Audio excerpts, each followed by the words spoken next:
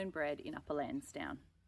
My parents, Lisa and Paul Minnett, were sixth-generation dairy farmers on Minnett Road, making myself the seventh generation and my two children, Ava and Lily, the eighth generation on this property.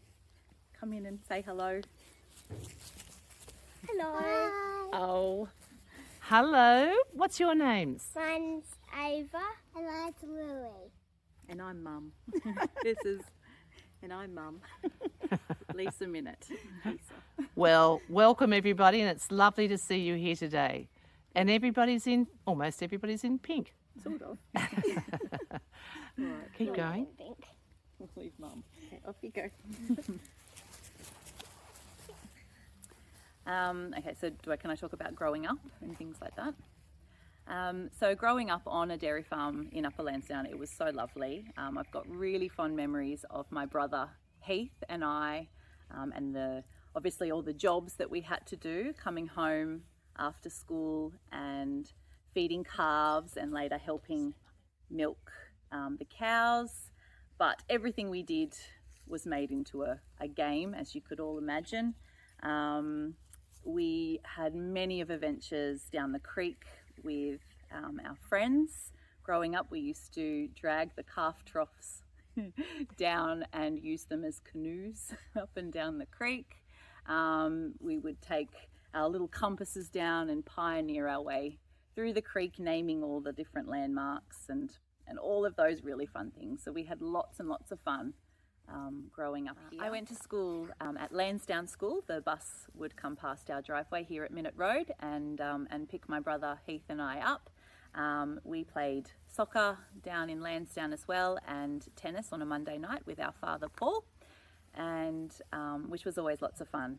Riding around, my friends and I would ride our bikes around the lanes and the roads around Upper Lansdowne here, and as we got older, I had friends with horses, and we would ride around and adventure up into the mountains with the horses, which was always lots of fun. As we got older, I was part of the Upper Lansdowne Players, doing backdrops and things like that for the players up there.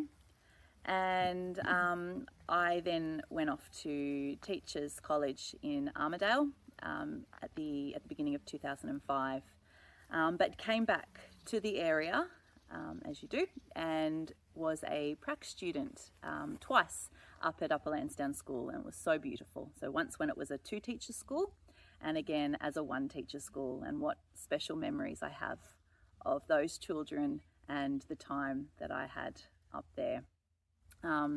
I don't live in the area at the moment. My children and I live in Armidale, where I'm a teacher at a small two-teacher school in the New England. And but it is always so lovely to come home to the area, and you do not realise how special it is until you go away and then come back. And this truly feels and always will feel like home to me. Thank you very much. Thank you. I like helping Nana go down to the creek, have some adventures around the creek, and go on the bike and help Uncle Hay do the cattle working. Bye. Bye. Thank you. I like going down to the creek and having some adventures. What was the others? I forget. Spending time with my family and helping my family do cattle work. And I love having my family here. Did it, Nana? And it's school holidays, and it's going to be sunny, so all is lovely, isn't it? Yeah. Thank you, everybody. Thank you. Thank you. Hello, everybody, or whoever's here. My name's Ruth Castle. Some of you might know me. We lived in Upper Lansdowne for 10 years. We moved there in the late 1990s, and loved it, absolutely loved it. The reason I moved to Upper Lansdowne with my husband is because I saw a craft group. As I drove down the street, it was Thursday and craft group was on at the hall, and I saw that craft group and I thought, if they have a craft group, I'm moving here, and that's that. So we were sent to a property just there on the corner that had 14 acres, and we had no idea what an acre was. We had no idea it was going to have cows in it, nothing. We just loved the house. So we went back to the agent, who didn't come with us, by the way. We went back to the agent and told them we would have it, we would take it. And so we did. Consequently, we spent 10 years there and absolutely loved it. Got tied up with all the things to do with the community, went to the craft group, got caught up with the school, I was on the hall committee.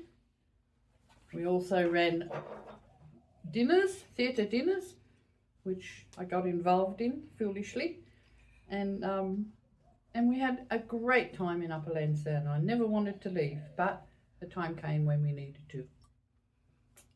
So what else do you want me to say? What about your involvement with the school, Ruth? Well, the school and us. Oh, I forgot that I started up a little paper for Upper Lansdowne, and telling people what was going on, and consequently I needed a few things from the school, telling us who was the best pupil of the week and so forth. So I got to talk to the headmaster and the teachers, and I learnt some of the children's names.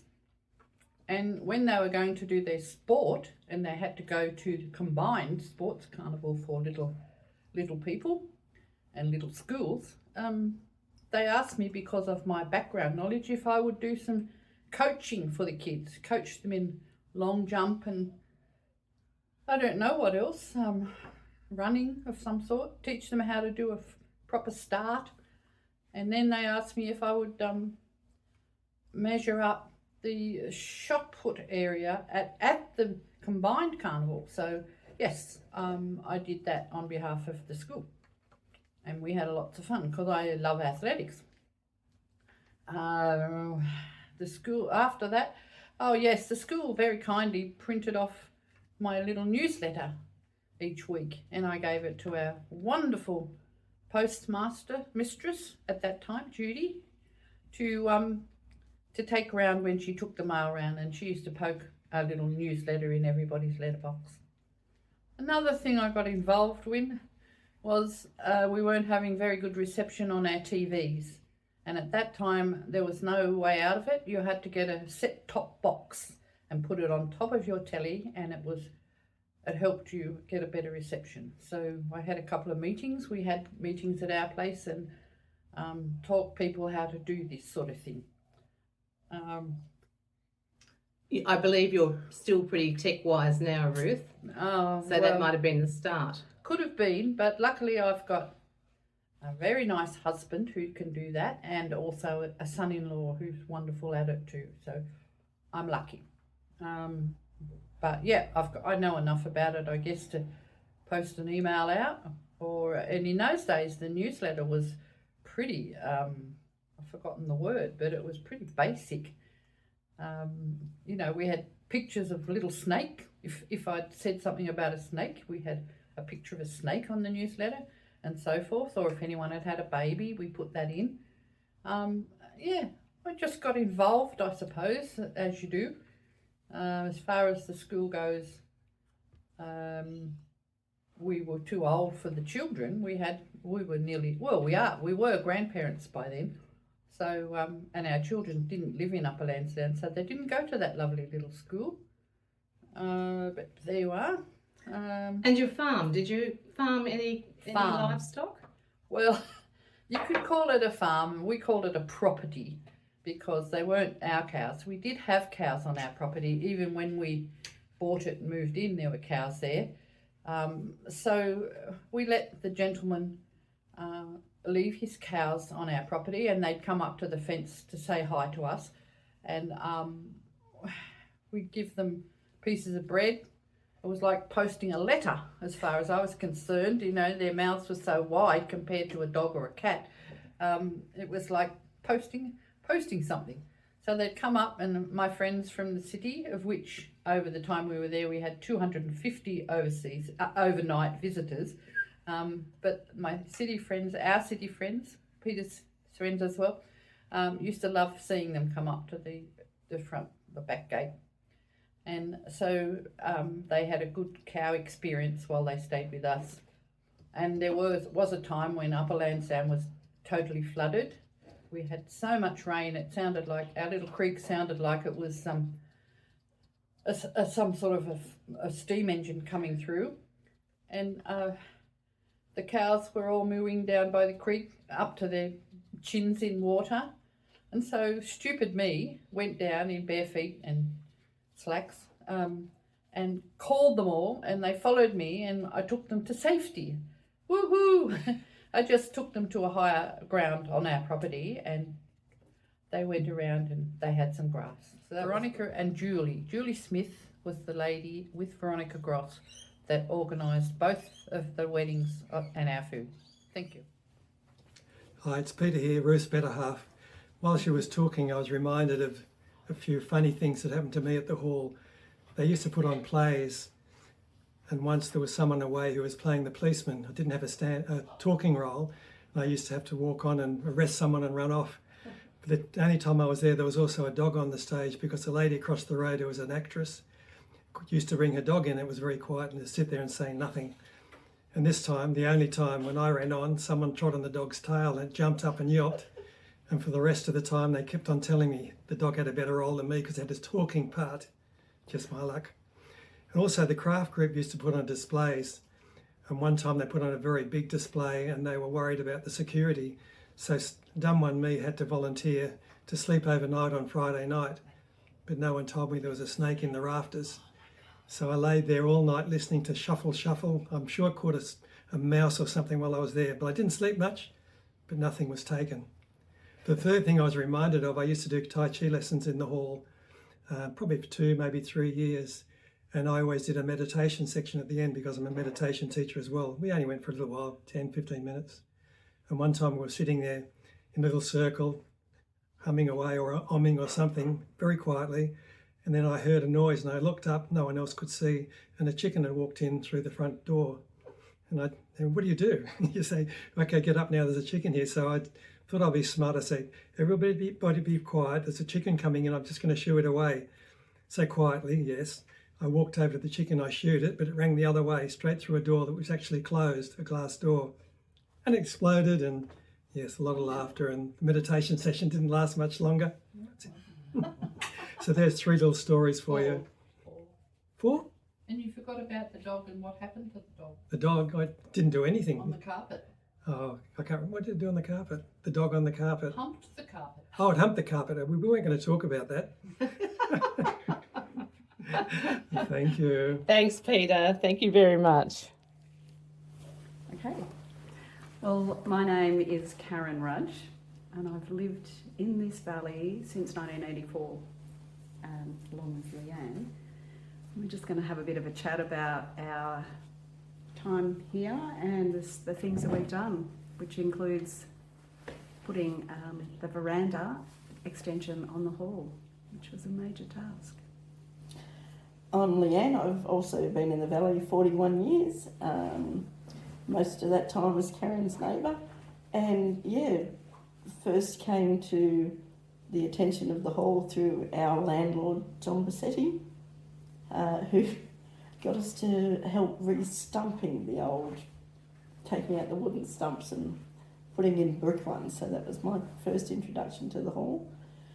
But when Karen and I arrived here, so did so many other people with school-age kids, and suddenly the school swelled.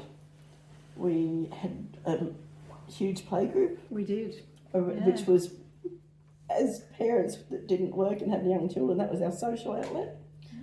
And we had to, I guess we had to do a little bit of fundraising for playgroup, but then the hall was in need of some major renovations. Well, I think we agree that through the 80s it rained a lot, it rained, it was wet, it was muddy. So I think what happened is that we just needed a space for our kids, the kids to play for the preschool, for the playgroup. That was one of the main things. As well, we knew how wonderful verandas are in this area for, you know, shade and weather protection. Weather protection. Yeah. And it is true that the toilet was right down the slippery hill at the very back of the hall. And it was just a disaster, especially with little kids trying to get them down there. So it that's was where often the underwater. It was down the back there. Yeah. So that was the start of that whole extension to the hall. So Jane Jones and myself put in for a grant with the Hunter Area Assistance Scheme, and we were successful in a donation of, was it around $13 or $14,000. And with what we had to do with that then was to raise that money as well, Dollar for dollar. Yeah. Yeah. So we put on a fair bit of entertainments and different raffles and different events at the hall, like a bands and all sorts of things, dinner nights, that type of dinner nights. Yeah. To raise the money, which we did raise it. Yeah.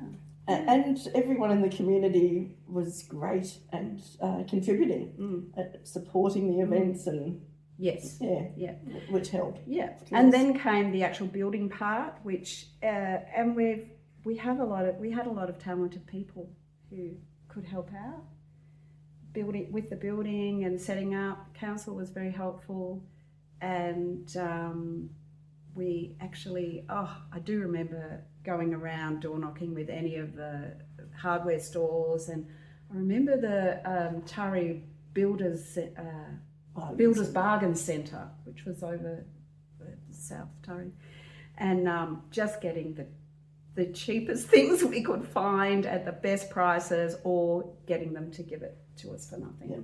And I always remember after the toilets were finished, the great big doors that were in there. They're not the type of doors you'd usually have in a toilet. That's all been changed now, but they were these great big heavy things. Whatever we could get is what we got. Yeah, so it was really a successful project, wasn't it? And it's just transformed the hall into somewhere beautiful to have weddings out on the veranda, and an accessible toilet. Accessible toilets.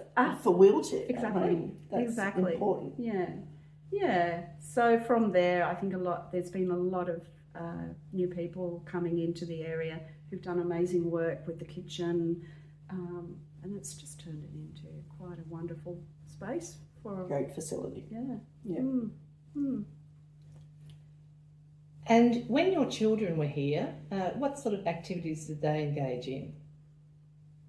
Like you say you had playgroup, but were there other sports around, or did they swim in the creeks in the summer, that sort of thing?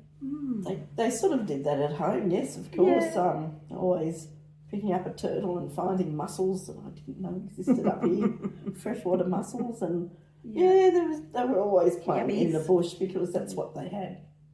Yeah. And the school? What do you remember about the school? Well, the school was really a hub as well. For so many children. So many, yeah. The school was great. It's always been. I remember when we first got the school emblem. Yes. Who was it that was doing Jane? I think it was Jane Jones, but again, Jane. But just having the lovely little spray the cedar trees. On it. Yeah. And Mount Olive. Yeah. So that was nice, and I guess back in those days, all of that type of thing was just coming on board. The schools were just getting a little bit more up to promoting themselves, and we had T-shirts made and things like that.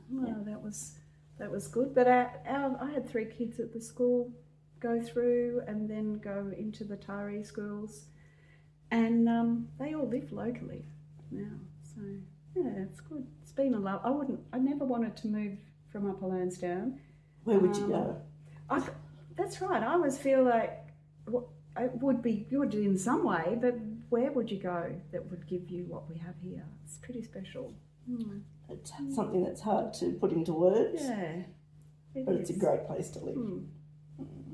Beautiful. Yeah. Thank you, Karen. Thank you, Leanne. Is there anything else you'd like to add, or you've summed up the hall very nicely for us? I think your involvement with the hall. And is there anything else you'd like to add about Upper Lansdowne for the future, maybe? How do you see the future here? I'm excited that your children are here with their children, and that's another generation at the school. It's really neat. Yeah. That's true. It is. The school, I hope it keeps going. I hope we still get children go into it. I just love to see people loving the valley. That's something that's, because I just love it, and I some people don't understand, but I think most of the residents here, there's the views everywhere, and they appreciate it. No one moves away because they hate it. I know. No, they don't. I think that says it all. Thank you, ladies. Thank you. From whichever direction you come, the drive to Upper Lansdowne Hall is a picturesque journey. On a fine day, the hills are blue-green in the afternoon light, and the pastures shimmer with bright green beneath them. Birds swoop and dive in front of your windscreen. Kangaroos munch in the not-so-distant paddocks. Cows and horses speckle the fresh landscape. Then, a sweeping bend, and up over the crest you drive. You come upon the hall. The paint shines as on the day it was painted. And the cars, so many cars for such a small valley. Then, as you sit and nibble at your table, laughing with friends and strangers, or sip and drink on the balcony, the hills and the treetops turn gold as they bid farewell to the sun. And this is all before the show starts. Thank you, Vivian. And Vivian, of course, is one of our local players and very, very instrumental in the Upper Lansdowne Players Society. It was one of the most challenging and exciting periods of my life when I took over from the woman who started the Players. She moved on, and we had all these budding actors and actresses, and it was a wonderful community in those days. We were all very close, and nobody wanted to stop the plays. So I put my hand up to direct because I didn't have a lot of confidence in my acting skills. They improved as I became a director, but in the old days I lacked confidence. So I took on the role of directing, and what I learned and the friendships I made, and the money we raised for the hall, and just the local community stepped up. Even though these ladies were probably past retirement age, they would spend all weekend in the kitchen providing beautiful home-cooked meals. So how could we go wrong? All we had to do was provide a bit of entertainment, and everyone was really happy. And Richard? I started in, I think, 1983 by Vera Hewins. First play was Lady Orderly's Secret. Yes. Vivian was in that. I was Lady Audley, of course. They went on for a number of years, and Vivian took over in somewhere in the mid-90s, I think, when Vera moved out of the valley. I joined the hall committee in, I think, 2000. It could have been a year later. They had something like 10,000 in the bank, and they'd worked bloody hard for that. The plays really took off because Vivian was not satisfied to just put on a play. Vivian wanted to put on the best play the Valley could produce. We went from 4 nights in a season to 10 nights in a season at the peak, and the hall made a lot of money. They worked hard, they worked very hard. I remember people like Phyllis, Heather and Ev doing 16 hours in that kitchen. Yes. And the hall made a lot of money out of it. No air conditioning, no heating, summer, winter, they just worked. Yeah, we sold a good night out, and it was popular. It was a great night. You'd come in, you'd be seated, you'd have your nibbles and your drinks with your friends, have your dinner, 2 courses, first half of the play, or first one-act play, and then your sweets, and then the second half of the play. Fantastic night. Not too many people ran out of road on the way home. A couple did. And Richard, who cooked for these dinners? Was done by a variety of local non-profit groups. The majority of it by the Hall and Hall Committee and volunteers from the Valley helping them. Upper Lansdowne Public School, Cooper Pony Club, Foster Dragons, Chatham Anglican High School. Yeah, Anglican College. Oh, lots of people. Yeah. All non-profit groups. PCYC Jimaroos. They did quite a few nights. All the money went back into the community one way or the other.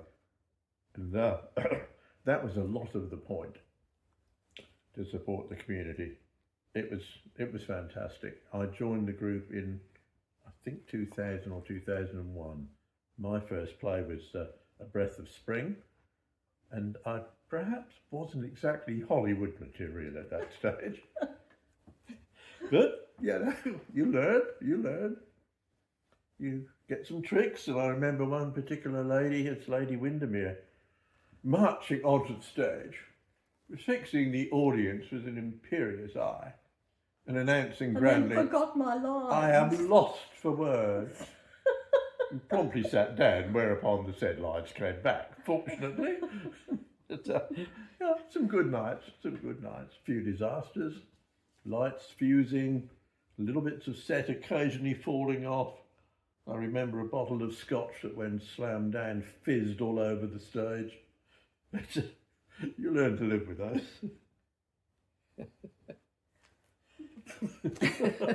Go on, your turn. So where did the actors come from? Initially all locals, but as we sought more expertise, we brought coaches up from Sydney. Lynn Pearce, who was Australia's expert coach on improvisation and theatre sport type skills. So she'd come up from Sydney for the weekend, and we invited schools and anyone really to come along and do the workshops. And she was marvellous, and she started a lot of young local people off going to places like NIDA and joined the Melbourne Shakespeare Company. And the other director, the other workshop coordinator was someone called Tyron Park. If you look him up on the web now, you'll find he's so famous but I bet he remembers his days in Upper Lansdowne, and it was so hot. He would go down to the creek and dip in the creek and then come back and start all over again with all these enthusiastic actors. He was fabulous. He really gave me the confidence to continue directing, because he told me I was good at it. Whether I was or not, confidence is sometimes all you need. Absolutely. So is there anything else you'd like to say about your years? It's a pity it stopped, but I guess eventually it had to. Or things have their season. Yes, I don't think there's anything else. It ran its course, and it was good. It was very good. Yes. And the halls moved on to other things. But yeah, we had a fair... we gave it a good go. We did what we could for the hall. Yeah. Thank you, Vivian. Thank you, Richard. Oh, God. Yeah, Glengarry is my name, but they call me Raymond because they've always been Ray since I can remember. I had a cousin with the same name. We grew up together, and to get us apart, I had to take Ray and he took Glenn. So that's how I am, and I was born and reared in Upper Lansdowne. But we were living in Paynes Lane when I was born. Mum and Dad were on a farm there. They were on a share farming with his father. And then, when I got a little bit older and we went out of farming, Dad went carting milk for Peters.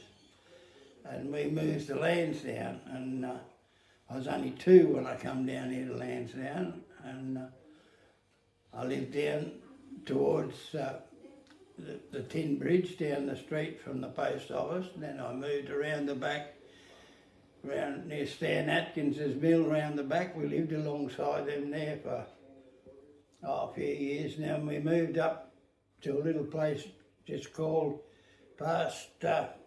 up past the cemetery. On the left there is Soldiers Lane. Well, we lived on the other side of the road. Now there's an old caravan and a bit of stuff there. Another bloke lived there. But I lived there till I was 12, and then we moved up to my grandparents' farm and we took it on, and I'd been there ever since. And then when I got married, I shifted to Cranbrook, working for Peters, and when that finished, I come home, helped my parents on the farm. That's pretty well covered my life. I did work in RSL Club in Taree for about 10 years. I drove buses here on the Lansdowne for 13 years, and I've had a pretty active life and enjoyed every part of it. And the people in this area, you won't find better, because I've taken their children to school, and the kids are excellent. Because we had a little blues occasionally, they'll tell you that themselves if they're talking to you, but they call me cranky old Ray sometimes, but I used to get round and get on top of the argument eventually. So, I've had a pretty active life in this area. It's a good area, great. And then the farming, I helped my parents up there when I shifted back home. Dad had a milk run here picking up cans from the dairy, and I took it over, and then I helped them on the farm, and I lived up on the farm. We built onto the house, made a flat out of it, and we lived there until the kids were old enough, and we shifted out and moved on. Our families do, and there's not much more else I can say, but that Upper Lansdowne area is a beautiful area.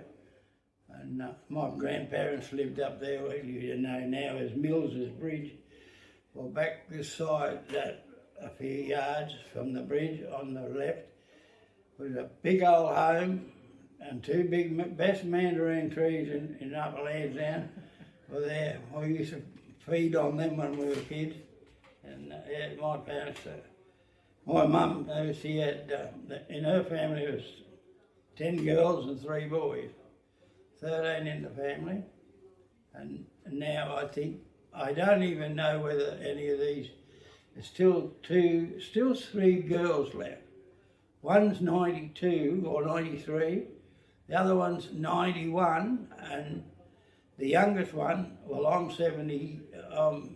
87, well, she's about 83, 84, and I went to school up there for a few weeks. Mum and Dad had to go to Sydney for family purposes, and I went to school up there with them. But I went to Central Lansdowne School, was my school. But we're all together then, and we played sport amongst one another. It was good to beat Upper Lansdowne. We only had about 13 at our family. They had heaps up there. But no, it was good. I've enjoyed my life here, and I know it's getting shorter. That worries me a bit. What about the hall, Raymond? What about the hall? Any memories of it? Yes, the hall. I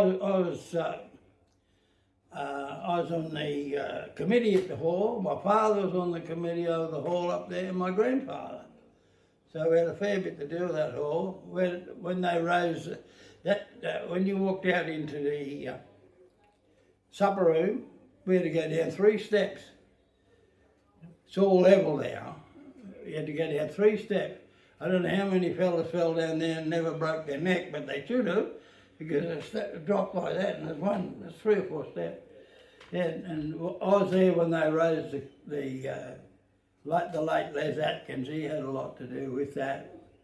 He was a terrific man, terrific builder, and he had good foresight for what had to go on at that hall when we were all there to help. We painted the roof once. It was on scaffolding up there. I never realised that roof was so high till we got up on the scaffolding. And yeah, it's had a good story to it. And when Dad passed on, I sort of, I never had the time, the family and that to, it nearly always fell on the wrong night of the week, or was something else on, because I was tied up with cricket and a bit of sport and that, and it never seemed to clash it. But they tell me once you're on the books on a place like that, you're there forever. Nothing to stop me from going up and make myself known and sitting down and have a yarn to what we done when we done it. But they're doing such a good job that they don't need me. Well, you've had your time. Yeah. Other than that, there's not much else I could say. It's just. Well, thank you very much, Raymond. Thank you for being so generous with your time. I got heaps of time. I'm a pensioner. You're retired. Yeah, I retired back when I was 60. Thank you. Yeah, okay. Good morning. My name's Robin Lauder. My husband John and I have lived here, he from 1991 and me from 1992, and we bought our land from Lisa and Paul Minnett in about 1985. Didn't move up here until John got a transfer to Tari High, and so then we spent time in 1991 starting to build the house. Finished it at the end of 1992. Meanwhile, I was driving to and from Port Macquarie High School and Distance Education Centre, where I finally got a job. Living in the valley has been a really, really life-fulfilling experience. Didn't know anybody up here at the time. We decided to find a place that had at least 2 high schools because we were both high school teachers, and this fitted the bill. We tried looking in further north, but that was too hot and humid.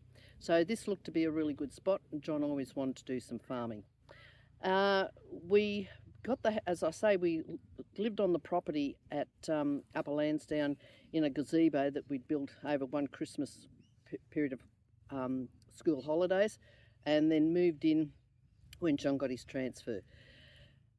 We had got to know the next door neighbours, Rose and Martin Herbert, and Rose was into craft and Martin was also into his own craft, but very private sort of a gentleman. So Rose talked me into coming during the school holidays to the Upper Lansdowne Social Craft Group, which was operating, and it had quite a large membership at the time, and it's still operating. And the only way that I could get to meet people, because I had an hour and a quarter drive to work every day and home again, was Dorothy Green is one of the members of the craft group, and she invited me to help out at the plays, ushering people to their seats. So I would need to find their names out, check them off, and then direct them to their tables. And that's how I started to get to know the people in the valley. And then as time went by, and I eventually transferred down to Taree in 97, the local community became far more important to me. Because I got to know more people through craft and started doing craft, and then that was my salvation as such. And we had lots of activities that we could do. There were lots of people from different environments around here, some people from town, and if it wasn't for Dorothy Green, I wouldn't be here. She convinced me to come and help when we had the plays, and we used to do the plays. They used to do the plays twice a year with the Upper Lansdowne players. And it was in the days when Vivian Scott was the director-producer. And Dorothy would often be in the plays, and she would play Vera Vague, as I'd call her. Oh, she was priceless. Anyhow, she talked me into coming up and helping set tables on a Saturday morning, because I did come and help them serve meals one night, on one Friday night I think it was. and we didn't finish up till 2 a.m. because we didn't have a dishwasher. We had a copper in the corner of the kitchen. You had to boil the water up. You weren't allowed to wash dishes up while the play was on, or you'd get wrapped over the knuckles. And a couple of the local farmers, there was Ray Minnett and Doug Atkins, and they would keep all the scrapings off the plates. So they had big buckets and they'd be scraping the plates. They did a really good job, and then you had to put them into big buckets to soak the cutlery and the crockery because you weren't allowed to make a noise. And I can remember we didn't finish wiping up and putting things away until 2 o'clock in the morning, and I'd got there about, I don't know, 6 o'clock at night, I suppose, and to help, get everything organised with the food. We'd set the tables in the morning, and then we'd have this production from like 6:30 onwards. And I thought, I cannot keep this up, so I will just do up until interval, and then that was it. So then one year they were making the soup, and they were taking the big tubs of soup and pouring it into a blender to blend it up, if it was, say, sweet potatoes soup or kumara. And I said, oh, girls, and I could just see an accident waiting to happen. So I said to them, I've got a stick blender at home. I'll go and get it. Done. They went and bought a stick blender for the next set of players. It was fantastic. But they were such a lovely, lovely group of people. And Phyllis would get me at times to go over to the church, and from there we made more friends. So this was Phyllis Minnett? Yes, Phyllis Minnett. And it was and we used to do catering for when it was their turn to do it, and the Harrington ladies would come over, and we'd do it generally matinees in the latter years. But it was a big changing of the guard when Phyllis and Ev and Enid Tyree in her day, and Ev Minnett when they left the hall committee because we convinced them that in their 80s they didn't need to be working quite as hard as they did, but they did a phenomenal job raising funds for this hall and for making people feel welcome. It was just wonderful. So I've got a lot of fond memories of living here, and connections you wouldn't make in the city. So we'd come from Sydney. Prior to that, I'd come from a little town called Trangie, and my husband came from Penrith. So we met on the Indian Pacific train one New Year's Eve. I'm not quite sure what else you'd like me to chat about. Well, I actually think that's wonderful, Robin. You've summed up your time here and your involvement with the plays and the hall and the craft group and why you came here, and you absolutely felt it was a wonderful experience, and you're still living here, so It must be good. It is. Thank you very much. Thank you, Cheryl, for asking me. Quite a surprise. Thank you, sweet. Thank you. Phyllis Minnett is an integral part of the community here. She doesn't live in Upper Lansdowne anymore, but at this stage she's unable to be interviewed. But I'm going to ask you, please, as you knew her as a friend and workmate, if you would please say a few words about Phyllis Minnett. I would be absolutely honoured to. I first met Phyllis, who is now 96, and she was part of the little quad team of Enid Tyree, Ev Minnett, Heather Atkins and herself, and they used to run the catering for the hall for the players. And most of them went to the local church at St Barnabas just across the road. I first met Phyllis when I started to help out and go to the Upper Lansdowne craft group, because Phyllis was into that. Enid used to come as well. And I learned stories as time went by, especially when we were helping with the catering and when we were allowed to wash up when the play at interval or afterwards. And she was absolutely crucial on the hall committee. She told me a story not so long ago when I went to have a chat with her, that when you look at the records, all of the people on the hall committee were all men, and they wouldn't allow women on the committee. And and there was only one person in a partnership was allowed to be on the committee. So she went on as the treasurer, and so she did all the work for that from memory. But she used to tell me little stories like when she and her husband Oscar had the dairy, and the dairy was in the valley, one of the many dairies in the valley. But she didn't have any electricity, from what I remember, and they raised 5 kids. and they moved into a house after, well after they retired and after Oscar died. Oh, no, I think Oscar was still alive when they moved in, but he passed away not that long after they moved to further into town. But at 96, Phyllis still keeps a really close eye on what she's doing. She was a very, very strong, she is a very, very strong lady, even though she'd say she's not. And she was able to coordinate those people, and you didn't say no to Phyllis. And if somebody else had an idea, she'd say why that idea wasn't such a good one, and we'd go with whatever Phyllis. And it worked like clockwork. She was absolutely crucial in keeping the valley going and keeping people coordinated. So, I have a great deal of respect for Phyllis. In fact, she loves me going to give her my big hugs, and she just stands there and she says, yes, Robin, yeah. So we have we had some good times with Phyllis. And I believe also she was an integral part of the agricultural show that was at her life Lansdowne. was rural youth. And she's still got all the records. I went and saw all of those because we thought we might find the minutes for the hall committee at one stage, but we didn't. But it is all super organised. She's got all the information there, and it's just such a pity that rural youth no longer operates. But they had little ag shows for the kids, and as the years went by, they got involved with the Taree show, and they'd have the rural youth exhibition at the Taree show.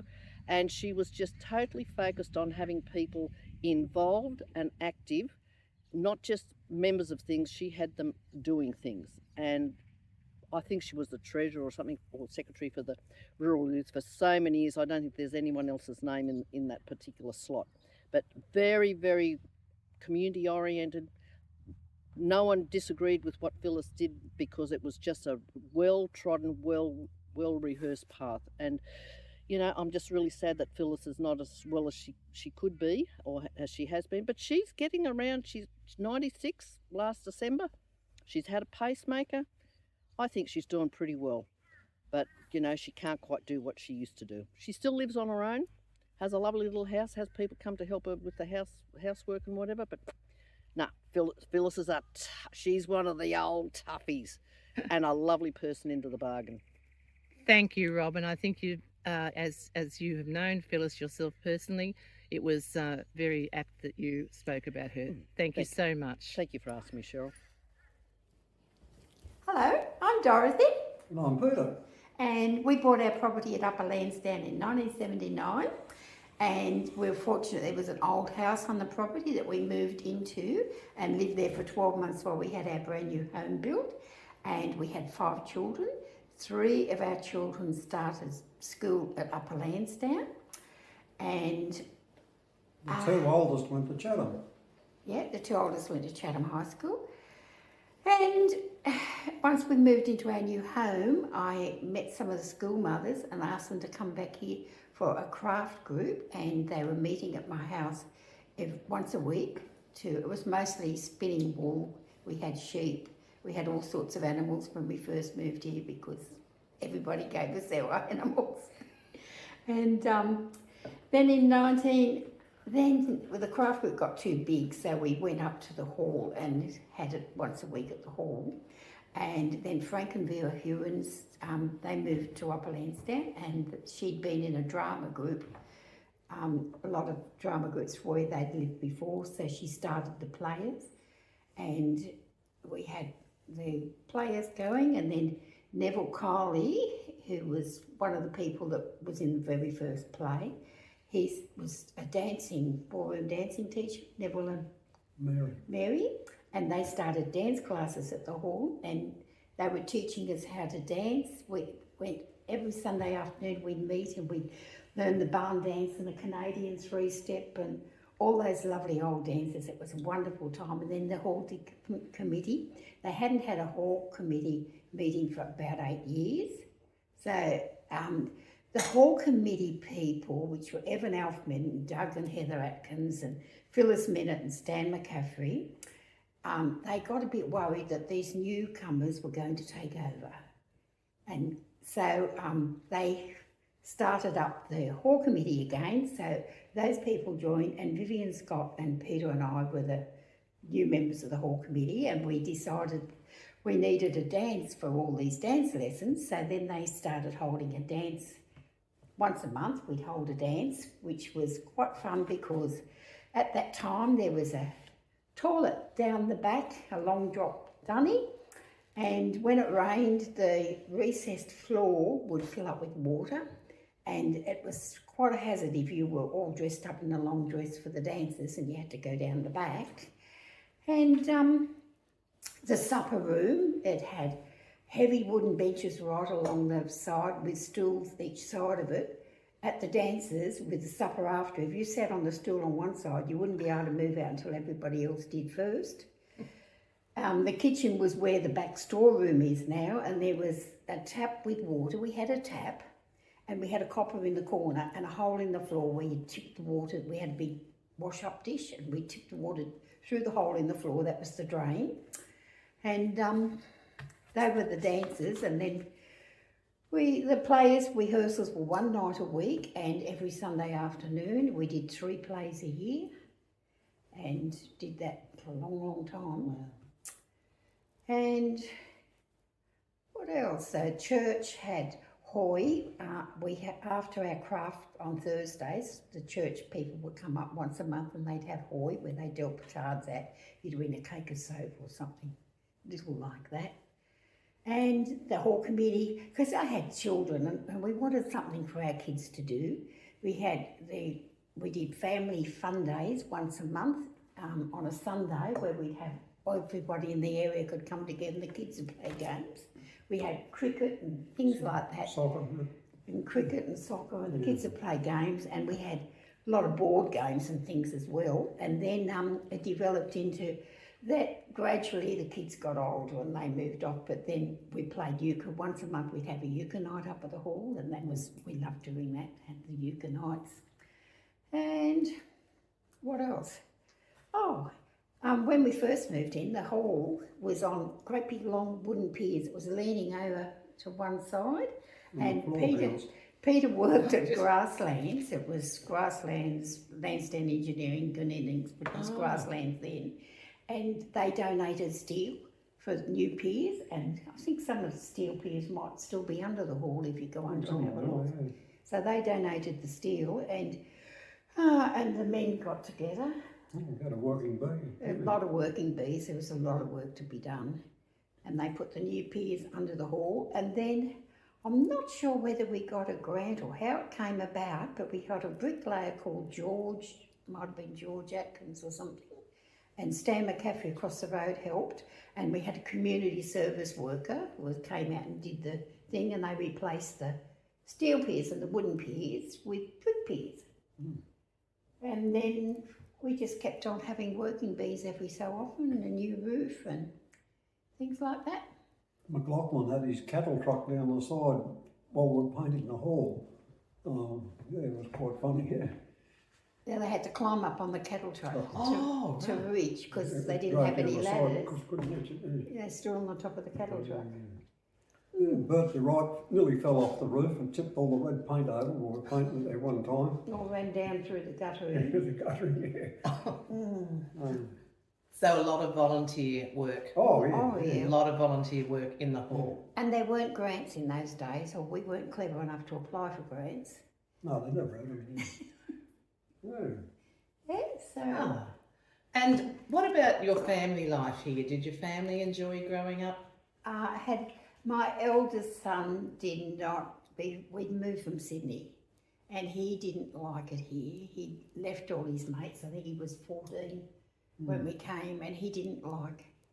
But the others absolutely loved it. They threw themselves into it, and we had horses and animals, and they all just really loved it. And as they grew up, they had their motorbikes. They all learnt to drive on the property. Bush buggy and all that sort of stuff. Things like that. Yeah. And they joined in the dance. And then we started a youth group because there was nothing for the high school kids to do after school, nothing going. So our son was 18 at that time and he had a mate. So we put flyers around letterboxes and asked would anybody be interested in joining a youth group. And we also approached the Wingham community, I'm not sure what they're called, Wingham community, whatever over there. next to the old police station, and they agreed that they would Cover us for insurance. they would cover us by insurance. They would call us an outpost of the Wingham Community Centre, and they were all covered by insurance. And we had about 25 kids here, 25 kids on the thing. And what we would do, the high school bus would drop them off at 4:30 in the afternoon, and then they'd play games, and only one day a week, and they'd play lots of games and have supper and things. And once a month we had a disco for the kids, and all the outside groups that weren't members were invited, like the Lansdowne kids had come over, and the kids, all our members, took turns at being the DJs on the night, and the kids absolutely loved that. But we had to put a limit on it. You had to be 14 years or more, because we didn't want people just babysitting kids. So they did that, and then once a month we would go on an outing. We climbed up Alf's Mountain. Well, we drove up to the top with all the food and everything, and got the kids to climb up, and we met them at the top. And then I think it was about once a month we'd have a camp, and we went to Swans Crossing. We'd go with tents, and went to Swans Crossing. We went to Coopanook State Forest, and cabins there, didn't they? yeah, but they had tents. But the kids had a lovely time. They really enjoyed that. And then when the boys after about 2 years, the boys had to leave, and for work, they moved down to Sydney, well, Andrew did. And it was only Peter and I doing it with the kids. The other parents, they wouldn't come and help. They were happy to drop their kids off and let us do it. And we were happy to let our son and his mate do it too, because the younger kids absolutely adored the boys. They thought they were wonderful. And once they had to move away, we kept it going for a while. We couldn't keep it going. And it lost its spark, with them. Yes. So that went for 2 years. That was just so our kids had nothing to do. Yep. Well, it definitely sounds as though you really had the best interests of the kids at heart, and you put your heart and soul into providing so many activities for them. Yeah. That's yes, that's a wonderful thing, and such a beautiful area in which to explore and have adventures. It is. We used to have adventures, what I call adventures, and we on our own property, we'd go down the river and we'd follow the river up for miles, and we'd say we'd take, with my kids, and we'd take turns, say, okay, you're the leader this week, following the leader, and whatever that child wanted to do, we follow them, and we did that. And it's just as crazy saying this, but we used to hold hands with my kids, and we'd walk over there, because the sound of music was earlier. We'd sing the top of our voices and walk through the paddocks holding hands. It was crazy. It was Dorothy, not me. Peter was always working. And when we first moved up here, it was really surprising. He'd given up his work in Sydney. We had no job to come to. We knew we'd bought the property. And why we bought it was because in those days it took 7 hours to drive here from Sydney. And I still had all my family down in Sydney, and I wanted to be within a day's travel, so that if anything happened, we could get back. So that's why we chose Taree in the first place. And, Well, I think that says a lot. And I really like a good reason. And thank you very much. Is there anything else either of you would like to say? Or you haven't said much. No, that's all right. He was the worker. He just did what he was told. He was a very good worker. I'm sure. Thank you both very much. My pleasure. My name's Tina, and we moved to Upper Lansdowne in about 1965 when I was about 3, or going on 3. I guess my earliest memories is probably me toddling up the hill, because the shop and post office was on top of the hill opposite the school. So I used to toddle up there with my sixpence to get my twisties or chips. And I've had a number of tumbles back down the hill as well. I guess when we moved there, we were next door to the teacher's residence. So I think the Marks were there then. He was the teacher. When I went to school, which I went to the Upper Lansdowne Primary, all my primary schooling. We had Graham Walpole was the teacher then. He had 2 children, who I used to play with, Julie and Neil, next door. So we went through school together. We used to have our end of year Christmas concerts in the hall. So we used to put on little plays or little skits, sing songs, very badly, I think, if I remember rightly. But we had a lot of fun. We also had with the school, we had the reunion there in, I think it was about 1992 or something like that. It was in the early 90s anyway, because it was shortly before my dad died. I have a photo there with him going into the school with the hall in the background. So it was down the hill, looking down the hill towards the hall and the residences. I was just trying to think who was actually had the post office and shop when we went there. I think it might have been the O'Briens first, and then the Edmonds had it. We had a lot of different things going on in the hall. We had balls. They used to have the dances. So there was about, 2 or 3 a year. Some funny things there, because we didn't often go to them, but everybody, because we were diagonally opposite the hall, everybody used to park and that there. And in the morning you'd get up, because they had some good drinking sessions there. And you'd get up in the morning, there'd still be a few cars around with a few people still asleep in the cars because they didn't make it home. So that was a bit of fun. We also started the Upper Lansdowne Players. Their mum and I actually were the first to put our names down for the Upper Lansdowne, the original and best Upper Lansdowne Players. What year was this, Tina? Oh gosh, it was probably middle 80s, something like that. Yeah, because I was about 20, 21, something like that, I think, when they started. Yeah, might have been a few years either side. But yes, we had a lot of fun with those. We put on a lot of different plays, a lot of different people there. Dave Saville. I was just trying to think of the people. It was Vera and Frank, and I can't remember their last names now, but they started with the plays. So we all signed up, had a lot of fun. We had a lot of different things going on in the hall, a lot of different things happening there at the time. And I can't remember all the people that were around at that time, but there was different ones moved in, different teachers moved into the houses next door. There were Gordon and Judy Bryant, who were really lovely people. They came after Graham Walpole left, I think. And I used to babysit their kids, and so yeah, go to all the little different things that they had on at the hall as well. I think the school centenary that I mentioned earlier, there was a lot of people went back there and caught up with different faces, different people. So yeah, we had quite a lot of things happening. I remember, well, my brothers, I always said I was the original crash test dummy, because they used to sit me on the handlebars of the bike and go from the top of the hill down the 2 hills down to the bridge down there, and luckily we never came off. Same thing with the billy carts.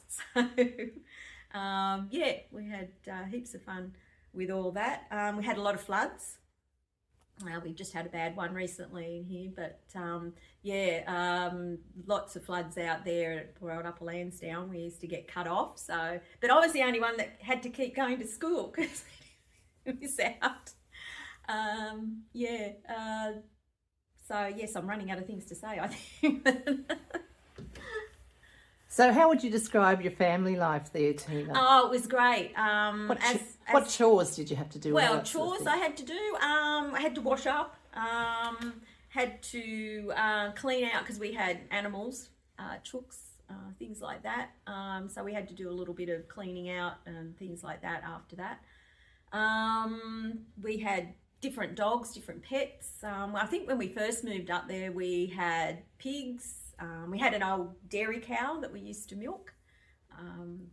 So yeah, Susie, I think her name was. And yeah, we had the chickens, the chooks, and Dad used to. We moved up there because Dad took over the management, really, of the acreage that was all around the hall, all around that our house, because it was the last one in the village, heading up to towards Mount Olive. There, so all that property around on the other side of the road as well belonged to that farm. So he managed. It was a beef farm.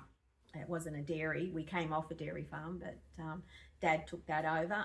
The house there was on its own block, so when Dad retired, we bought that and off the property, and that's how we sort of stayed there. But yes, there was a lot of fun with things. They tried to put me on a horse. I tried to ride a horse, but they reckon I got seasick on it. But yes, I wasn't a great horse person, I must admit that. I remember Christine Ryan and I, their dad put us on the horses. Lucky it wasn't me, but poor old Chris, she, I think a fly or something stung the horse. It took off at a rate of knots and it pulled up right at the fence. But she hung on. She was kind of hanging on round the neck. So yeah, I always remember that. And I was always thinking, I'm glad it wasn't me, because I'd have been off and over the fence. But yeah. So yeah, I probably wasn't the best farm girl, but yeah, we had a lot of fun around there with the different animals and things. Yeah, what else did we? Well, I think you've summed up very, very well life in Upper Lansdowne when you were young. Yes, we had a lot of playing around the creek. I mean, you know, parents these days would probably go, no, not round the creek. But we did.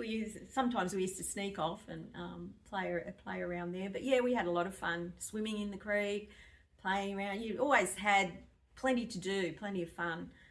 Didn't stay inside much in those days. We were always out somewhere doing something. So building tree houses or playing in the paddock somewhere. So yeah, I remember walking around the creek one day and there was a little splash there and it was a platypus came up, and so we used to see them going along the top in the deeper parts as well. Yeah, but I saw right up close. That was exciting. So that was fun. Yeah, it was interesting. So we had heaps of lovely times just around the farm, really. I didn't have a lot of kids in the village to play with, but obviously going to school, there was plenty from the surrounding areas. We used to go and stay at one another's houses for weekends and things like that. I always remember I went to the Watsons, used to live in Hogan's Road down there, and I went round there to stay.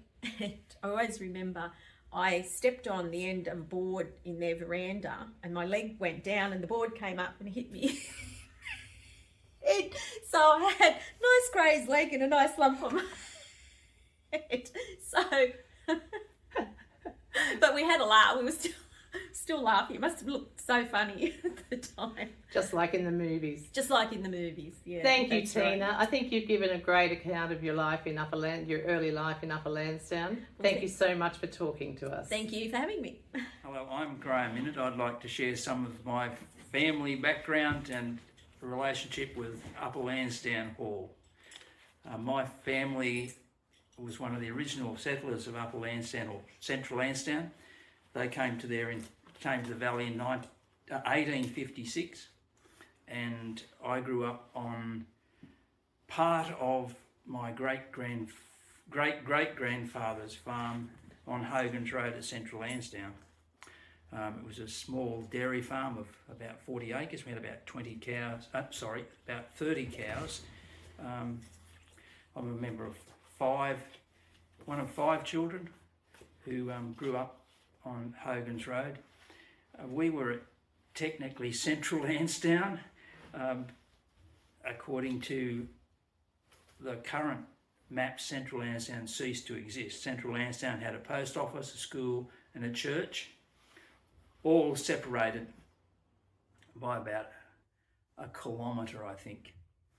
the school was on the opposite side of the road, opposite side of the gully, I should say, to the school.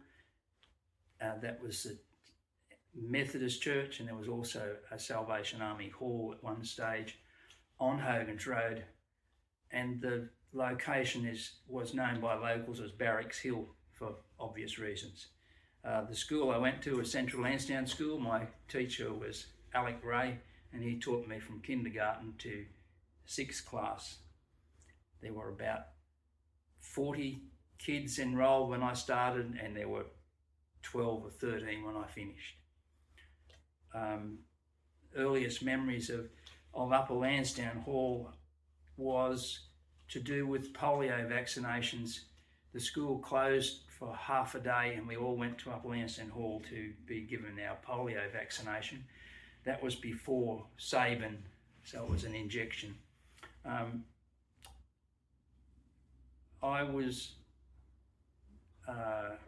family went to Upper Lansdowne Church, the St Barnabas Church, where I was christened as long as I can remember.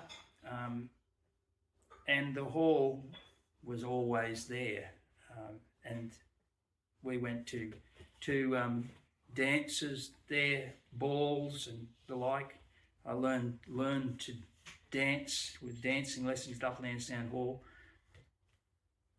And it was a place where Dad used to tell stories of people going to watch the movies, and there was always a hole up above the entrance to the hall, into the hall itself, where the movies were shown through onto a big screen on the stage.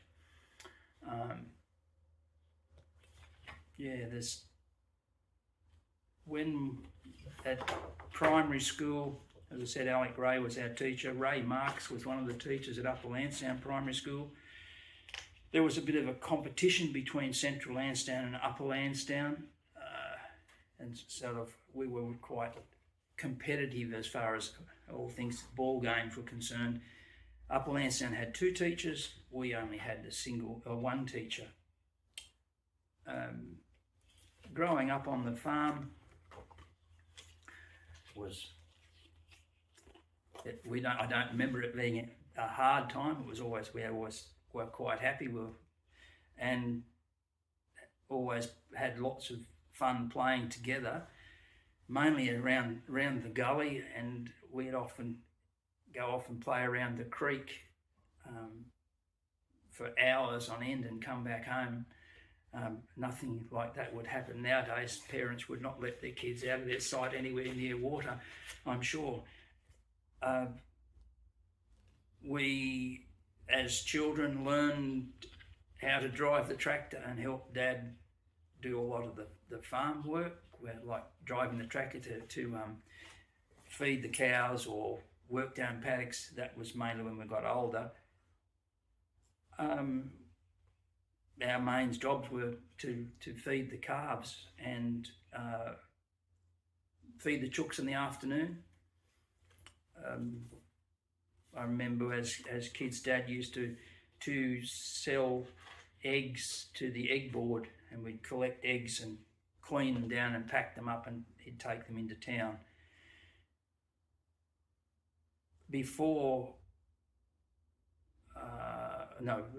I don't remember this, but I know when I was a young little boy, Dad used to take vegetables and sell vegetables at Upper Lansdowne as a way of supplementing the income, and my grandfather used to take vegetables to Lansdowne, so they'd head off in both directions, and Dad had a reputation of being a really good gardener and knew lots and things about vegetables. Hi, my name is Pamela Tilbrook and I'm from Upper Lansdowne. I've been here since I was about 6.5, and I've had a continuing association with Upper Lansdowne probably for the last 50 years. I've been back and forth. I went to the Upper Lansdowne public school on and off, and I travelled here just about every single weekend and holiday period with my parents. Lived here for a few years with my parents, swore that I would never ever come back here, and then before I knew it, I found myself back here and loving it. Living here, bought my parents' house and brought my husband here, and this is where we all stay.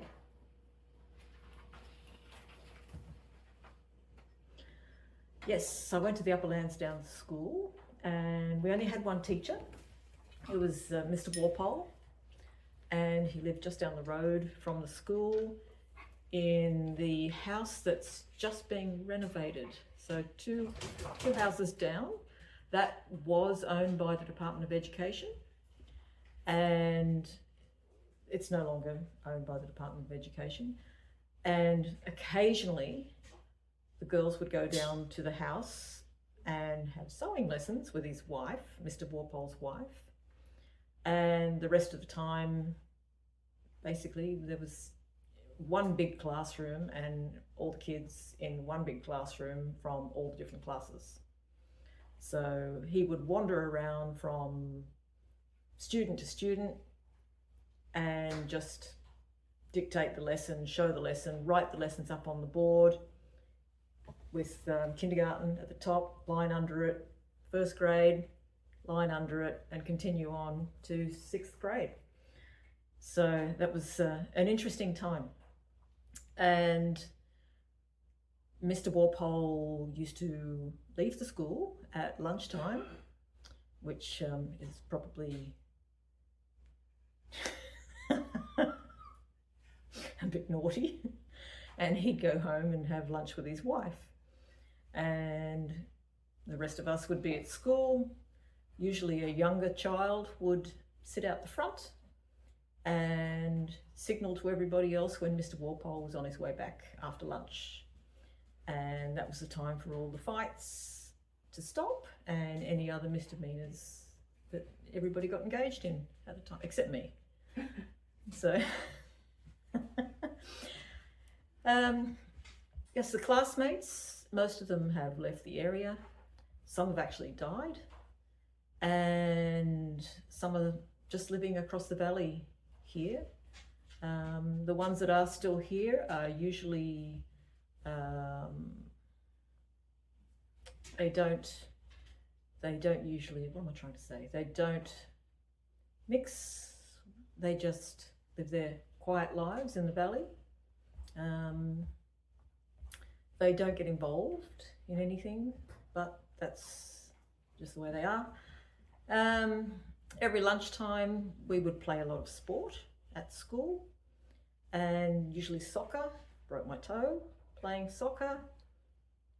My mother made me ride my bike continuously to school as my punishment for taking my shoes off at school and therefore breaking my toe playing soccer. So, so we were a very, very sports-oriented school. We only ever competed once in the year that I was there with an annual sports carnival, which was, we competed against Lansdowne. There are other schools there, but Lansdowne Primary School was the one that hated us and we hated them because they were probably just down the road. So it was on for one and old at the sports carnival. What else can I say? That's probably about it for school, really. Describe the family life in Upper Lansdowne. Well, we weren't here all the time. We came up here, as I said, when I was about 6.5, and basically it was a romantic notion of my father's to come here because he loved the countryside, he loved people, he enjoyed mixing with country folk. He was born in Hunters Hill, raised in Hunters Hill, and after the war, the Second World War, he just decided he wanted to travel around, find a nice place in the country, and this was it. So at that time when we came here, we were the only ones from Sydney. There were no other people here from Sydney. And we had, well, it was pretty isolated here. We were about the only house here. And I can remember as a child going home and coming back, and the distraught with my parents, well, especially my mother, to find that our cottage had been shot up with a .22 rifle by the local neighbours, the local kids, and lots of other damage to the property, grandmother's radiogram smashed and various items destroyed or stolen. So it was very, very confronting. Not for me, because I was only a kid. I didn't really notice, but my parents did, and my mother was very upset about it. As it turns out, those youngsters that did that, we all ended up going to weddings together and found out that we were all related through marriage. So there you go. And shortly after that, we all became best friends. So a very interesting thing. So the work on the dairy farm, well, I guess we weren't really a real dairy farm. We didn't sell our milk. It was a hobby. The land here just wasn't suitable for farming as such.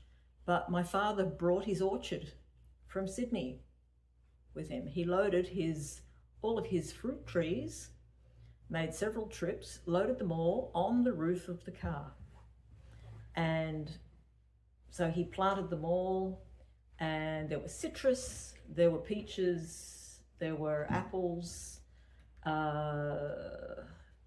various other stone fruits, and it was very, very successful, considering now that we struggle to actually grow any stone fruit here now. But my father was very successful with it, and we'd take the fruit down to the markets on Monday in town, the town head markets, and all the boxes would be gone before as we were getting them out of the car, they would just sell. So we don't grow peaches anymore on the farm, and Mum and Dad have long since died. But I came back here as an adult, and I brought my husband with me, and now we raise goats. We show goats at the local show, Tari show. We used to show them at Wingham, and we used to grow a lot of cottage garden type plants, vegetables, tomatoes, pumpkins, that sort of thing.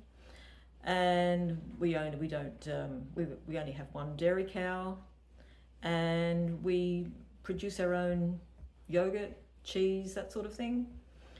And we just enjoy the lifestyle here. We both work, and we just try to enjoy being here while we're still young enough to do so. Hi, I'm Ian Allen, and this is my wife Susan. We were Upper Lansdowne residents for 10 years. From June 2007 to December 2017. 10 and a half years. Yes. We had a great time. We came from Dungog, where we'd planned to retire, and unfortunately the government introduced a dam at Tilligra, and we were right there, and we were regarded as infrastructure for the dam. So they agreed to buy us out, which we then sold to the Hunter Water. And then we moved up, looked on the internet and found a lovely place at Upper Lansdowne. And although it was a fair way out of the city, it was a very interesting place to move to and very beautiful.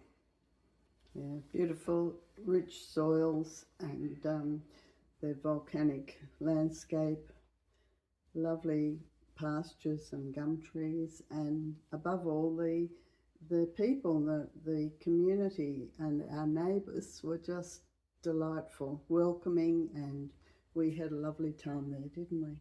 We did. It was about 6 months that we decided being lonesome on our own was a bit boring, so we tried to reach out a bit more to the community and found that in the community hall. And ultimately I became the secretary of the community hall, and Sue used to attend as well. And those were the days when, I have to refer to my notes, we had Richard Coleman and Vivian Scott there, Ray Lashley, Alpha Nev Minute, Doug and Heather Atkins, Norma Lonergan and Dorothy and Peter Green and Phyllis Minute.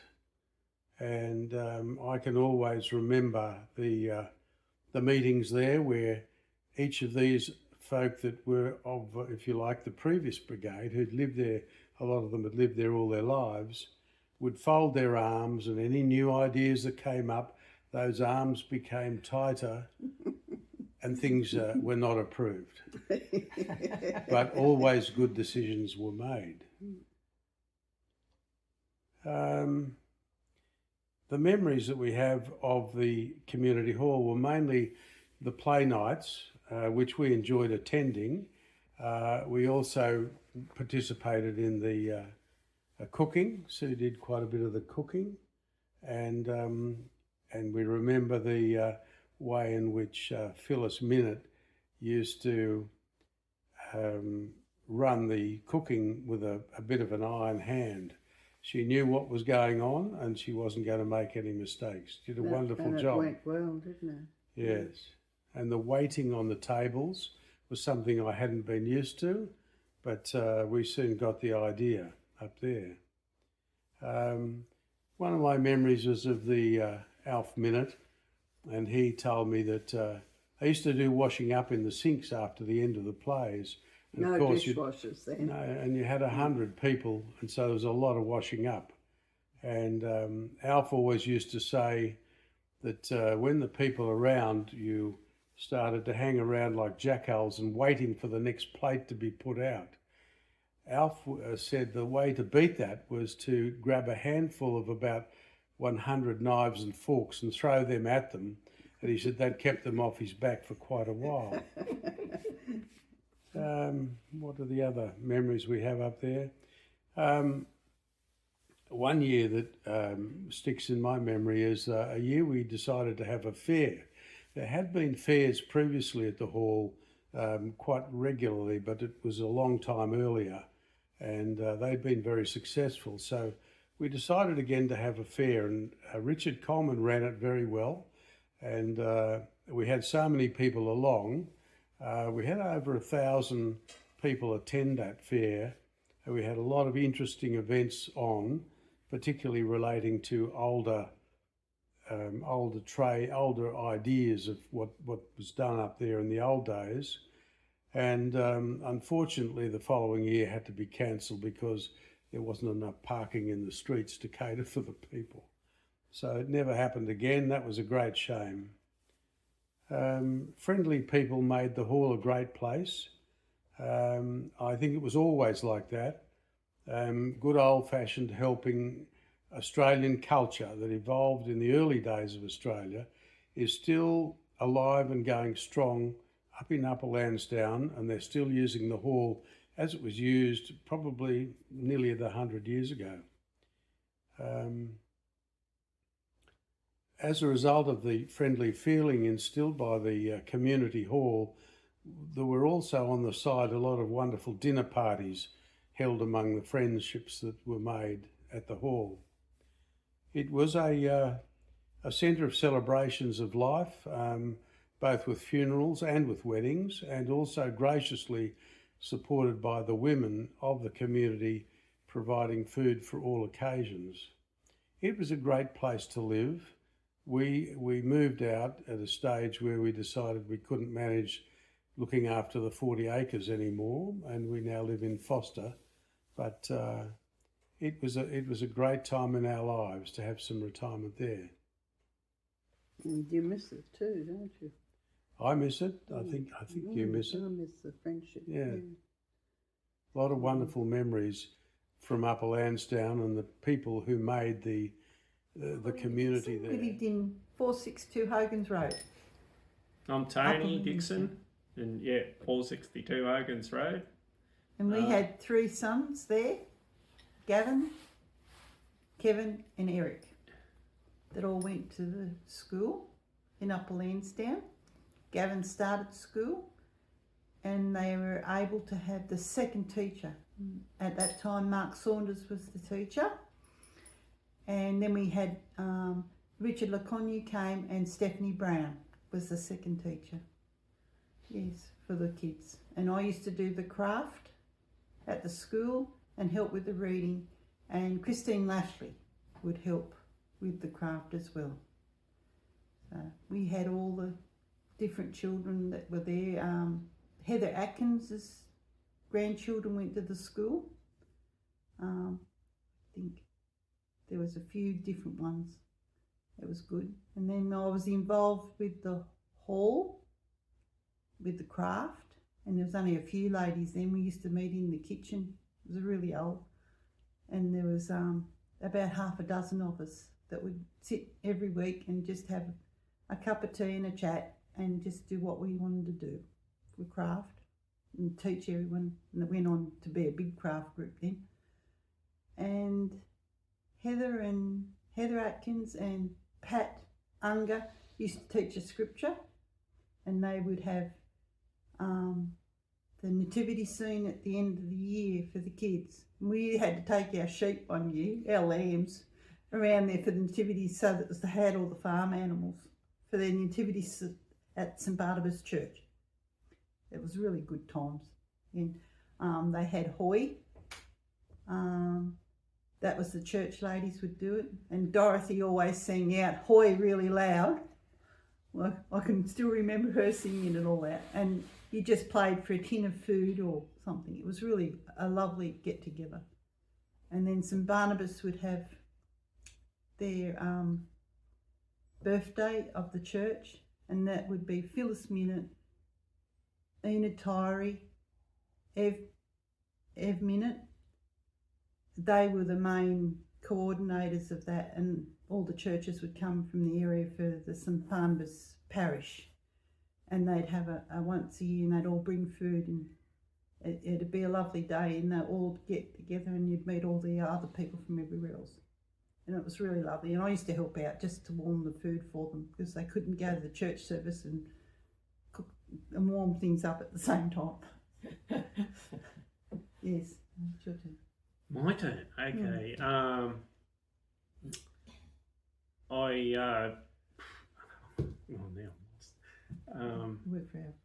I worked for a bit with Alfie Minute as a dairy hand, and odd jobs and that sort of thing.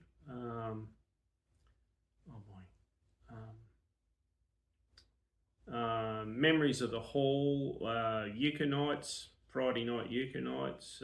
As our sons grew up, I'd take them and they learned how to play euchre at the hall. Got me on the spot now. What sports did the kids play? Sports, there was... Oh, they played a little bit of soccer and BMX. Yeah. It wasn't a lot, because there wasn't a lot of money to drive them in and around. So that was... Yeah. But the euchre, they'd have a king table and rotate. And when the points were all added up, you might want a block chocolate or something, and we had supper afterwards. It was just a nice gathering of people. Yeah, that was one of the activities. Then there was play nights with Frank and Vera. And Dorothy was always had a main lead. She was funny. Who else was there? And Neville and Mary Kiley would teach ballroom dancing. We all had to go at that, but we both had 2 left feet, so that wasn't very good. But we had to go. Yeah, and they'd sometimes have bush dance. Yeah, the bush dances. Yes, and then they renovated the hall. Harry Coppins, and I think Karen Rudge had something to do with that. They got agreed to put the toilets on the hall where they are now. Yeah. Yeah.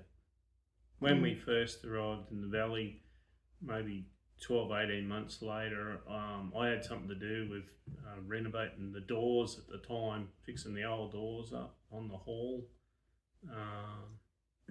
And then as things progressed, the concrete footpath out the front, I loaned out the concrete mixer I'd built for the back of the tractor, and that was used by Harry Coppins and everybody else that could do it on the day. I just wasn't available on the day, so we just donated the mixer in with other mixers, and the community did it. Yeah. And we moved there in 1980. We moved on the block in February 86. 86. And Alan Ryan pushed our driveway and our slab for where we were going to live. Yes. So things have changed an awful lot now. And where did you come from? Oh, we came from YE, down on the Central Coast, just below Morisset. Yeah. So, yeah, we just wanted to have atmosphere with the dairy farms, not like we grew up on the Central Coast. We wanted the boys to have that. Yes. And one of the main things too was that there was a bus to go to the school, that we didn't have to drive them too far for high school. And that was just down on the corner, so that was really good. Yeah, so we just loved it out there. Yeah, we're descendants of the Mitchell family at Upper Lansdowne. And I'd like to introduce you to that family. This is the Mitchell family. This is Lloyd, Valentine and Agnes. They're my grandparents, and this is their family. George Mitchell. This is Doris Mitchell. She was married to Clary Allen. This is Bertha. This is Bertha Riley. She married Jim Riley. This is Lorna, who married George Gilbert, and they lived at Lansdowne and had a shop at Lansdowne for many, many years. This is Joyce Fay, which a lot of you will remember. She married Tom Fay, and her eldest son is Johnny Fay. And this is the youngest of the family, which is Verrill, and she married Stan Tolsher, so she was Verrill Tolsher. And that's all their family. And this is some couple of grandchildren. This is Morris Allen, who is here today, who is now 90. And this is Velma Burnham, who still lives in Lansdowne.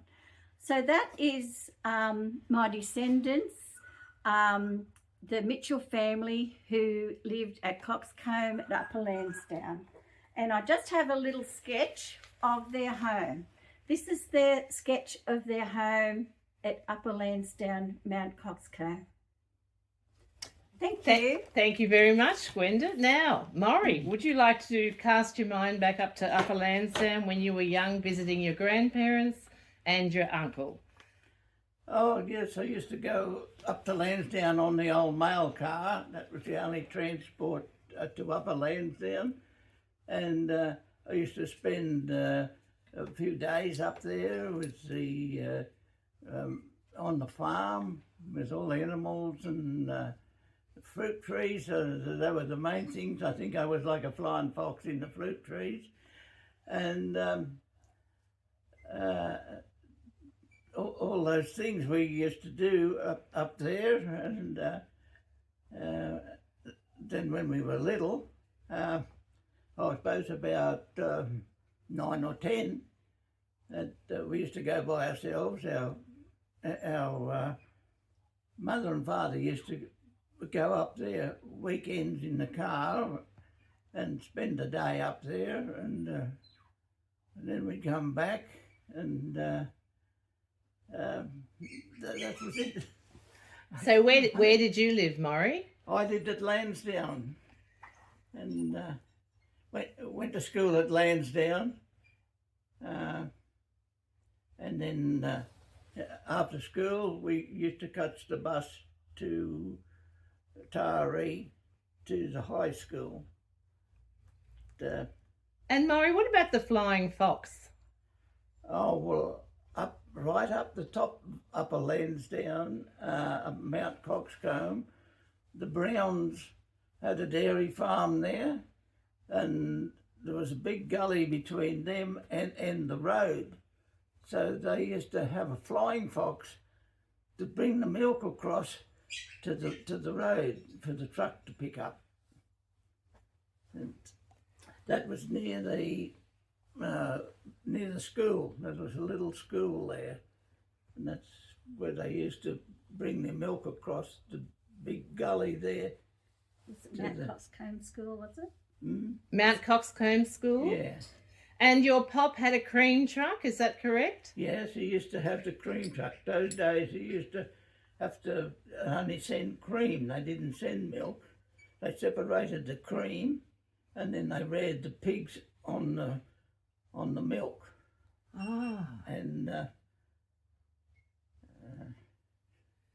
And you were saying that tennis was played a lot.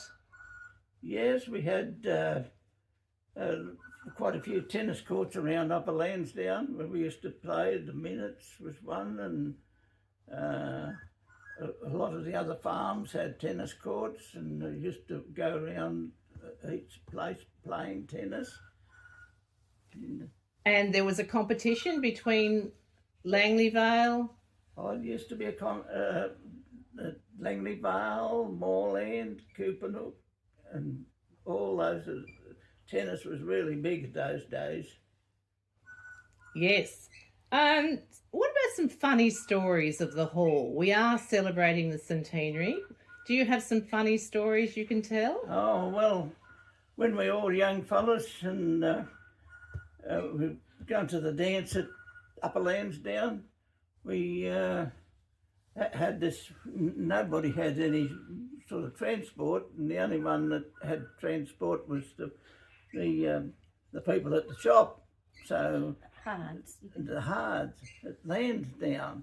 So we all piled in this ute like a truck and backed up to the front of the hall, and everybody piled out. There's people piling out and piling out. They wondered where they were all coming from.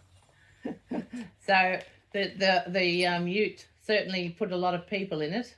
Oh yes, there was a lot of room because they had like a delivery truck. It was. Yeah. Wow. And the night that people came from Hannonvale, what happened then? The people came from Hannonvale to the dance there, and after the dance was over, they were going home, and where Lansdowne Road meets Upper Lansdowne Road is a T-section, and they come along to the T-section, and one bloke said to the driver, he said, "Round here," and he swung around there, and the wire wheels just collapsed underneath the car.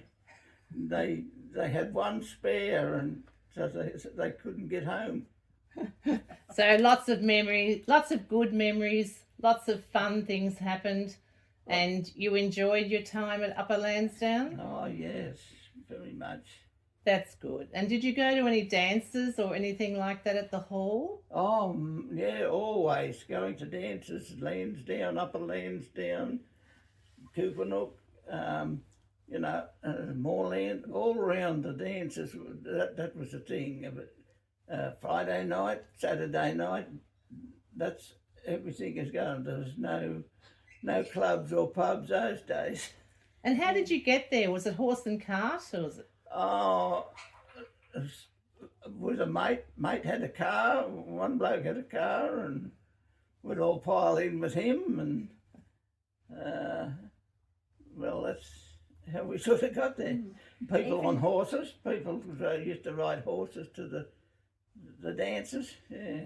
Even in my day, there was lots of balls. You know, that each hall would have a hall ball, and then there'd be a Anglican ball, and each hall, like Lansdowne, Upper Lansdowne, Coopanook, Moorland, all those sort of things, and even out towards Wingham Marley and all that, they all had balls. So you just went to all these balls during the winter time. It was just such a great thing. So you really can't imagine a life without the hall being the centre of the village life, can you? Oh no, it definitely was. In those days, they used to have deb balls at all the centres. So the debutantes ball, Yes, and did you ever partner somebody at yes, the? I did. Many times, I imagine. Oh no, it was only the once. Only the once, but was it a memorable night? Oh yes. Oh, that's good. Yeah. That's good. And I remember my mum, so getting back to the school days, that she used to walk to school. So it was a fair way, evidently. And they all used to walk to school with bare feet, whether it was frost was on the ground or whether it, was hot or whatever. They'd all walk to school, and also she only went to school till 6th class because she was the eldest daughter and she had to help Nana look after the rest of the children. So I think that was a pretty common thing in those days, that because they did have big families, that some of the girls had to stay home and help. Yes, and they certainly had to help do the chores too, didn't they? Everybody did a lot of chores and knew exactly what they had to do before and after school. Yeah. Yes, so anything else you'd like to sum up with? I can't think of anything else. I just hope the day goes well, and because a lot of work goes into these things, and I just hope it goes well, and I wish Upper Lansdowne community best wishes for the day. Some of the dances that we used to do in the Upper Lansdowne Hall was the barn dance, of course. That was pretty popular, and of course all the men had come in because they changed the partners. They'd come in from having their drinks outside, and it was the Pride of Erin, Gypsy Tap, Mambo, the Waltz, Velita, and we had Monte Carlo, which was a spin the bottle thing, and you put cards down, and hearts, spades, diamonds, and then if you're in that section and the bottle pointed to that section, you had to sit down. So it was a process of elimination, a bit like musical chairs sort of thing, but it was dancing, and the last one in would win a prize. And but they did have barnyard balls, which were great because all the farmers would bring in produce, and then for the lucky spots, you might win a pumpkin or a squash or half a dozen corn cobs or, something like that. And that was a lot of fun. When the band went to supper, the kids used to crouch down. They'd crouch down because they put pops on the floor, which was, it's like a sawdust type of thing that made the floor slippery. So the kids would all get down, and one would crouch down on the floor and the other one would pull them along and skid them around on the floor. And so that was a lot of fun when you were a kid. And the hall was also used for kitchen teas. Now, a kitchen tea was when somebody was going to get married, they'd put on a dance. Someone had put on a dance, and all the women would bring along some sort of gift for the kitchen or for the home. It might be doilies, it might be kitchen utensils, towels, tablecloths, or anything like that. Any gift for the new bride. Some only a simple little thing. And we'd have a dance. And then when the bride-to-be would arrive, there was a little flower girl type of thing, would present her with a posy of flowers, and then the dance would begin, and there'd be speeches and that, and wishing the newlywed to be all the best. Also Deb balls, they were great. So a Deb ball was when the girls became of age to go out and dance and date the boys. They would have a debutante ball, and they would be all dressed in white, and they'd all come and we'd have a big dance, and they'd be presented to some sort of celebrity person, whether it be the minister at the time or somebody in the community who was well respected. They would be presented to them, and then that was the sort of introduction to going out in those olden days.